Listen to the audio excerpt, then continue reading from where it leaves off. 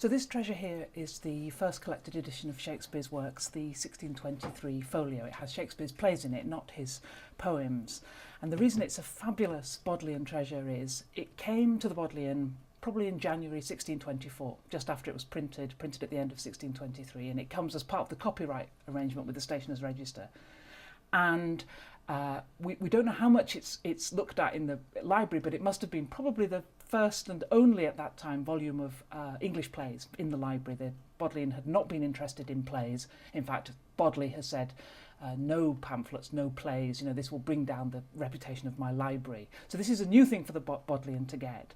But more extraordinarily, what happens to this book is when the later editions of the Folio come out, the Bodleian decide to get rid of this one and update to the third edition, the third Folio, 1663-64.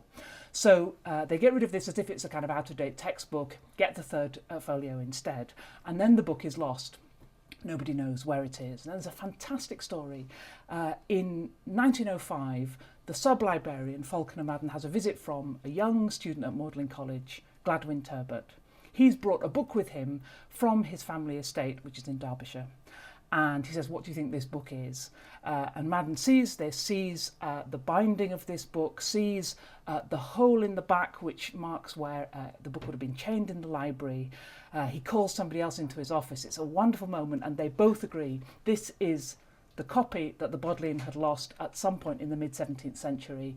It's been in this out-of-the-way Derbyshire country house estate all these years. So then they begin firstly, a bibliographic description of the book. They look at it, describe how it's different from other copies of this book. It's not a particularly rare book by early modern standards, but it's a book, of course, in which we're hugely interested. So they have a look at what this looks like in comparison to other things.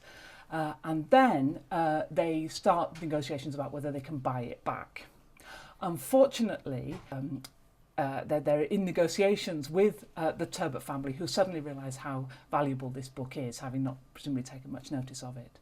And they're at a time when the price of the first folio is rising exponentially. It's becoming a much more desirable thing to buy.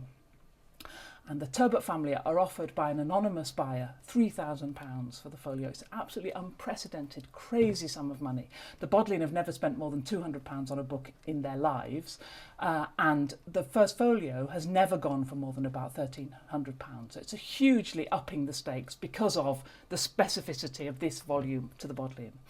And what happens is that in a very hand-to-mouth, unprofessional, amateurish and wonderful way, the Bodleian raises the money.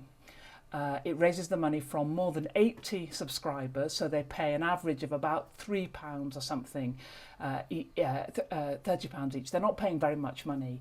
They're making small donations to keep this book, to bring this book back to the Bodleian, and it goes absolutely up to the wire.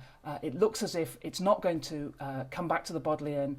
This anonymous collector who's got loads of money is kind of rattling the cage to get the book back. All the time it's been in the Bodleian sub-librarian's office ever since the Magdalen student brought it to show him. So they're holding on to it and thinking that they're going to lose it. There's an appeal in the Times. All Oxford men are supposed to come forward and contribute to this. And right at the last minute, £3,000 is raised, and the volume stays with the Bodleian.